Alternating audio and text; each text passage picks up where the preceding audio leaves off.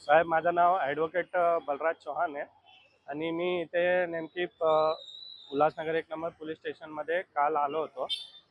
पोरगी उल्हासनगरमध्ये राहते ती आणि एक पोरगा त्याला लय त्रास देत होता आणि ते लोक म्हणजे एक पार्कमध्ये भेटले होते. त्याच्यानंतर तो पोरगा त्या चिमुकली पोरगीला 17 वर्षाची आहे ती पोरगी, तिला बोलून फसवून तिला एक दिवशी घेऊन गेल्यानंतर ती एकदम हादरली आणि त्याला काय सुचत नव्हता आणि ती घरी पण एकदम डिप्रेशनमध्ये होती.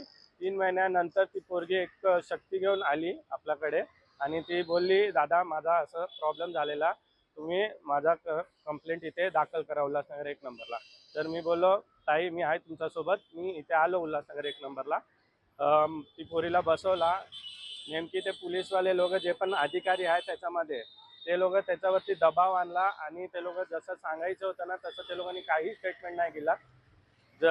त्यानंतर ती पोरगीने मला बोलवला, दादा तुम्ही इथे या, माझा हे लोक कंप्लेंट घेतलं आहे, पण माझ्या बोलण्याप्रमाणे ते लोकांनी घेतली नाही. तर मी आयुक्ताला जे पण होते त्यांना विचारलं की तुम्ही का नाही घेतले ते स्टेटमेंट असं. तर ते लोक बोलायला लागले, तुमचा काय अधिकार आहे ते, तुम्ही कोण आहे असं तसं. मी बोललो, साहेब मी ॲडव्होकेट आहे त्यांचा, बलराज चव्हाण नाव माझा. तर बोलतो, तुमचा ॲडव्होकेसी तुम्ही इथे नका दाखवू, तुम्ही तुमचा कोर्टमध्ये दाखवा.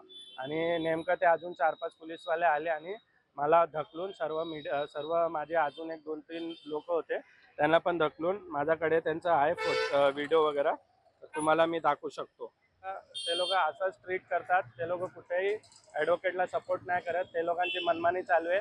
ते लोक गव्हर्नमेंट सर्वंट आहे, तर गव्हर्नमेंट सर्वंटसारखंच काम करायचं. आणि मला अंबरनाथ बार असोसिएशन आणि उल्हासनगर बार असोसिएशन आणि कल्याण बार असोसिएशनला विनंती आहे की तुम्ही आम्हाला सहकार्य करा याच्यामध्ये आणि इन्व्हेस्टिगेशनला तुम्ही सपोर्ट करा.